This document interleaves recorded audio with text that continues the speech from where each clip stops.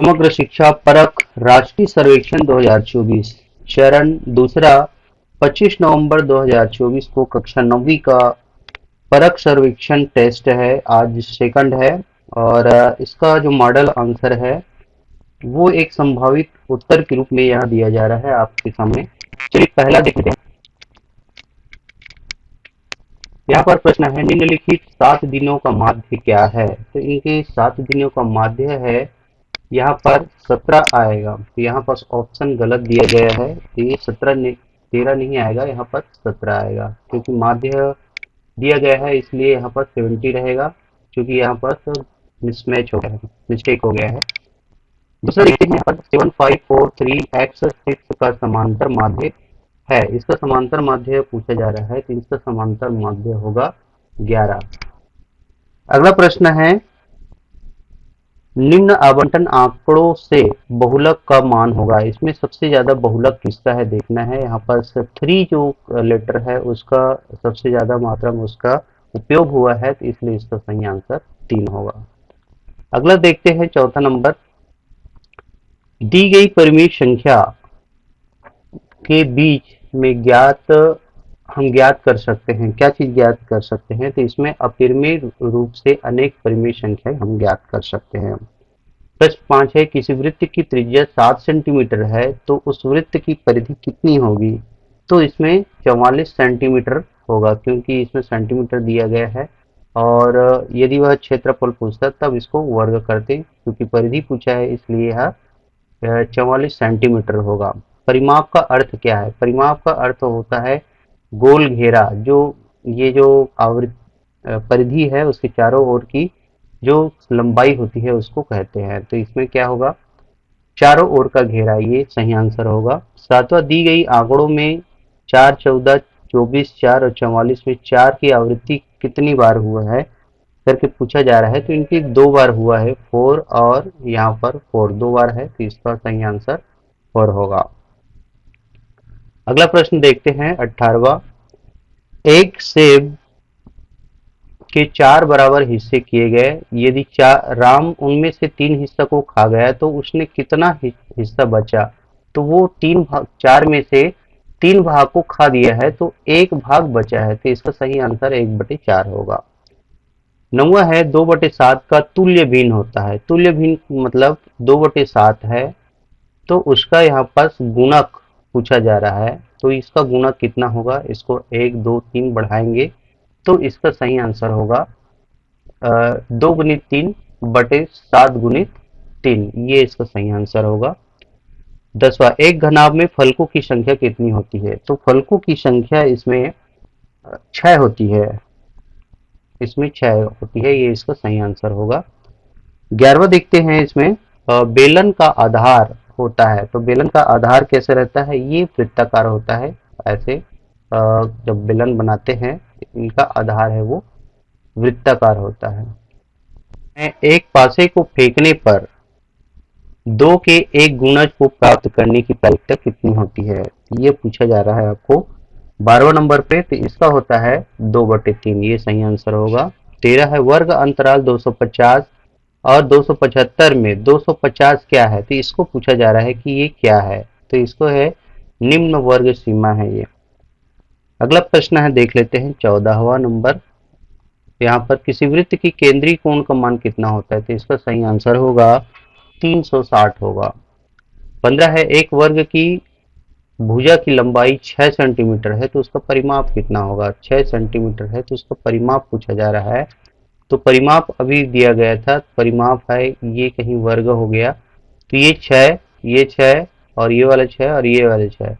तो यहाँ तक पहुँचने में उसको जितना लंबाई है उसको देखेंगे तो इसको प्लस करना पड़ेगा। तो 6 + 6 + 6 + 6, इसका सही आंसर ये वाला होगा, सी आंसर। अगला देखते हैं, विज्ञान का आ गया। निम्न में से किस कार्य से मिट्टी को पोषक तत्व प्राप्त होता है। तो इसको पोषक तत्व है जैविक खाद के उपयोग से प्राप्त होता है, तो इसका सही आंसर जैविक खाद आ जाएगा। अगला है, जब एक कॉपर की नली को लंबे समय के लिए वायु में छोड़ दिया जाता है तो उस पर हरे रंग की परत जम जाती है और यह हरा रंग का मिश्रण है, तो इसका है कॉपर कार्बोनेट व कॉपर सल्फेट होगा, जिसके कारण वो हरा हो जाता है। अगला प्रश्न है, प्रश्न 3 है, रसोई घर के सिलेंडर में निम्न में से कौन सी गैस पाई जाती है? तो इसका है ब्यूटेन और एथेन प्रोपेन है, ये इसका सही आंसर है। अगला है, भारत सहित विश्व के अधिकांश देशों में एक संक्रामक रोग कोरोना फैला है। इस रोग में श्वास अंगों में संक्रमण होता है। यह रोग किस सूक्ष्मजीव के कारण होता है? तो इसका सही आंसर होगा वायरस। ये कोरोना एक वायरस है। मुर्गियों द्वारा अंडों को सेने की प्रक्रिया का मुख्य कारण है, इसमें कोशिकाओं की वृद्धि के लिए इसको 40 डिग्री सेल्सियस पर इसको सेया जाता है, जिसमें उसकी 40 डिग्री पर कोशिकाओं की वृद्धि अधिक होती है। अगला है, समतल दर्पण की किसी वस्तु का कितना प्रतिबिंब बनता है? तो समतल दर्पण का एक ही प्रतिबिंब बनेगा, दूसरा नहीं बनेगा। अगला प्रश्न देखते हैं, 7वां है, पीने योग्य जल को कीटाणु रहित, यहाँ पर दिया है कीटाणु रहित और जीवाणु रहित। जीवाणु रहित यदि पूछता तो इसको आयोडीन होता, क्योंकि इसमें कीटाणु पूछा गया है इसलिए इसको क्लोरीन होगा। घरों में आपके द्वारा जल संरक्षण हेतु किया जाने वाला सामान्य प्रयास क्या है? तो सामान्य प्रयास है आवश्यकता अनुसार पानी का उपयोग करना है। अगला है, चींटी के काटने से होने वाले जलन पर किसका लेप लगाने से वह जलन शांत होगा? तो इसमें खाने का जो सोडा होता है उसको लगाने से ये क्योंकि ये फार्मिक अम्ल के कारण होता है, तो ये फार्मिक अम्ल है और यहाँ पर ये क्षार है। अब इन दोनों को मिला दिया जाएगा तब वो न्यूट्रल हो जाएगा, इसलिए इसका सही उत्तर खाने का सोडा होगा। अगला है, 1 घन सेंटीमीटर लोहा 1 घन सेंटीमीटर एल्यूमिनियम और लोहे से ज्यादा भारी होता है, लकड़ी से ज्यादा भारी होता है। इसका कारण है क्योंकि इसको लोहा का जो घनत्व है वो अधिक होता है एल्यूमिनियम और लकड़ी से, इसलिए इसका सही आंसर हो जाएगा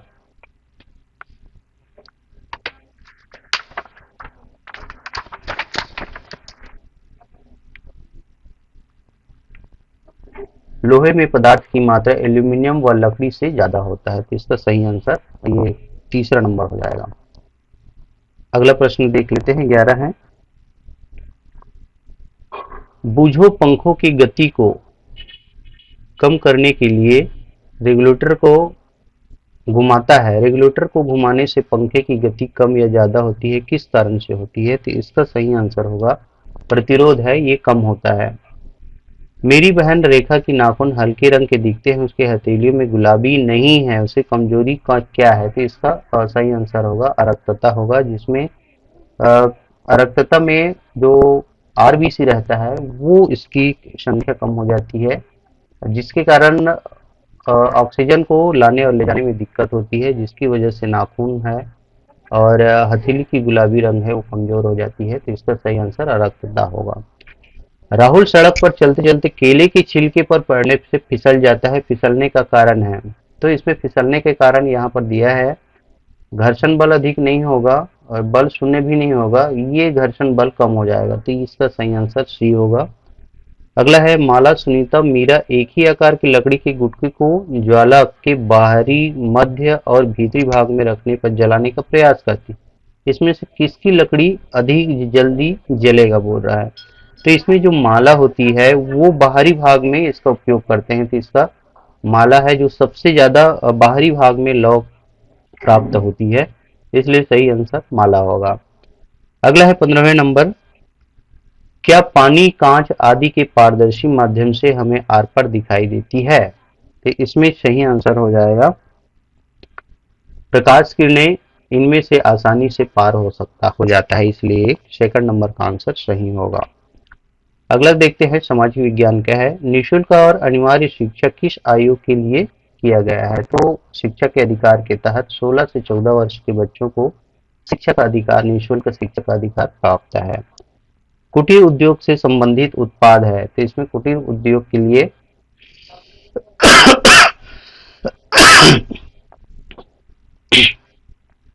मिट्टी का सामान होगा। अगला प्रश्न देख लेते हैं, रेशेदार फसल है, तो इसमें रेशेदार फसल है कपास और जूट है। वोट देने का अधिकार है 18 वर्ष से अधिक उम्र वाले युवाओं को इसका दिया जाता है। अगला है, शोभा बिलासपुर की रहने वाली है, वह रोज काम करने रायपुर जाती है, तो वह चुनाव में मतदान कहाँ करेगी? चूंकि वह बिलासपुर की रहने वाली है तो उनका वोटर लिस्ट में बिलासपुर में ही नाम रहेगा, इसलिए वह वोटिंग बिलासपुर में ही दे पाएंगे। पंडित व सरस्वती की उपाधि किसे प्राप्त है, तो इसमें रमाबाई, ये इसका सही आंसर होगा। अगला प्रश्न है, चुनाव प्रक्रिया का सही क्रम क्या है, तो सबसे पहले नामांकन होता है, फिर चुनाव का प्रचार होता है, फिर मतदान होता है, फिर चुनाव परिणाम होता है, तो ये इसका फर्स्ट आंसर सही होगा। अगला है, आओ मिलकर अलग जगाए बेटा बेटी को शिक्षित बनाएं, यह शिक्षा से संबंधित नारा किस पर आधारित है, तो ये बेटा बेटी दोनों दिया गया है, तो यहाँ पर सब बालक और बालिका दोनों पर जाएगा। किसी देश में शरणार्थी के आकर बसने की प्रकृति को कहेंगे, ये उत्प्रवास होता है। अगला है, युवा जनसंख्या वाला देश है, तो सबसे ज्यादा युवा वाला जनसंख्या हमारे भारत है, तो यही इसका सही आंसर होगा। अगला है प्रश्न 11 नंबर, जिलाधीश को दंडाधिकारी कहा जाता है, क्यों कहा जाता है, क्योंकि वो जिले में कानून व्यवस्था बनाए रखता है, इसलिए इसको दंडाधिकारी कहा जाता है। अगला है, स्त्री शिक्षा से संबंधित स्लोगन है, तो शिक्षा का अधिकार है, तो इसका सही आंसर होगा नारी पढ़ेगी तो विकास बढ़ेगी, तो ये इसका सही आंसर होगा। अगला प्रश्न है, यदि कोई व्यक्ति किसी दल में नहीं है पर चुनाव लड़ना चाहता है तो उसकी उम्मीदवारी को क्या कहेंगे, उसको निर्दलीय कहते हैं, क्योंकि उसका कोई दल नहीं होता, इसलिए इसको निर्दलीय कहा जाता है। किसी देश में उत्प्रवास की प्रवृत्ति अधिक होने से जनसंख्या पर क्या होगा, तो उत्प्रवास में शरणार्थी आते हैं, तो जब आएंगे तो उसकी जनसंख्या बढ़ती जाएगी। मंगल पांडे को फांसी दी गई, क्यों दी गई, क्योंकि उसने बैराकपुर में अधिकारियों पर हमला किया था, इसलिए उसको फांसी दिया गया। अगला देख लेते हैं, हिंदी का है। इसमें यहाँ पर अपठित गद्यांश दिया गया है, इस अपठित गद्यांश को पढ़कर इनकी जवाब देना है। यहाँ पर पहला दिखा है, जाको राखे साइया मार सके ना कोई, इस कहावत का प्रयोग इस समाचार में किसके लिए किया गया है, तो इसमें मुरारी और विनोद के लिए कहा गया है। अगला प्रश्न है, समाचार में चरवाहा किसे कहा जाता है, तो चरवाहे का जो नाम है वो गोपाल था, तो इसमें गोपाल सही आंसर होगा। दोनों बच्चों ने ट्रेन की आवाज क्यों नहीं सुना, क्योंकि वो लोग बहुत मगन थे, दोनों बच्चे बहुत खेल में मगन थे, इसलिए उन्होंने नहीं सुना। अगला प्रश्न है, लोग हैरान क्यों हो गए थे, तो दुर्घटना के टलने के कारण सब हैरान हो गए थे। पांचवा है, ट्रेन के गुजरने से ठीक पहले क्या हुआ था, तो ट्रेन के गुजरने से ठीक पहले गोपाल ने ट्रैक के दूसरी तरफ कूदा था बच्चों को पकड़ के। अगला प्रश्न है, यहाँ पर है साक्षरता, इस चित्र को देखने हैं और इस चित्र को देखने के पश्चात आपको नीचे में जो प्रश्न दिया है उसका जवाब देना है। पहला है, अंतर्राष्ट्रीय साक्षरता दिवस कब मनाया जाता है, तो अंतर्राष्ट्रीय साक्षरता दिवस यहाँ पर दिया है 8 सितंबर को, तो यहाँ ये सही होगा। साक्षरता में क्या मिटेगा, तो साक्षरता में क्या मिटेगा, देख सकते हैं यहाँ पर लिखा होगा, साक्षरता में ज्ञान का अंधेरा मिटेगा, यहाँ पर देख सकते हैं यहाँ पर लिखा हुआ है ज्ञान का अंधेरा, तो ये इसका सही आंसर होगा। साक्षरता शब्द में प्रयुक्त प्रत्यय है, तो प्रत्यय लास्ट में जो लगते हैं उसको कहा जाता है, इसमें का प्रत्यय है वो सही आंसर होगा और पहला कदम होगा, तो इसका सही आंसर साक्षरता होगा। 10वां है, प्रकाश का अर्थ क्या है, तो प्रकाश का अर्थ साक्षरता से है, तो इसका सही आंसर ये साक्षरता होगा। अगला प्रश्न यहाँ पर दिया है 2023 का यहाँ पर दिया गया है, तो इसको देख पढ़ना है और इसकी जवाब नीचे में जो प्रश्न है उसको देना है इसका सही आंसर। यहाँ पर दिया है 15 अगस्त को क्या मनाया जाता है, तो 15 अगस्त को क्या मनाया जाता है, यहाँ पर दिया गया है स्वतंत्रता दिवस मनाया जाता है, तो इसका सही आंसर होगा स्वतंत्रता दिवस। विश्व आदिवासी दिवस कब मनाया जाता है, तो इसका सही आंसर इसमें दिया गया है, देख सकते हैं आदिवासी दिवस ये है 9 अगस्त को मनाया जाता है, क्योंकि यह अगस्त का कैलेंडर है इसलिए 9 अगस्त का होगा। यहाँ पर देख सकते हैं 9 अगस्त ये वाला। नागपंचमी होता है, तो नागपंचमी कब होता है, यहाँ पर दिया गया है, देख सकते हैं कौन से महीना में चलता है, तो नागपंचमी है ये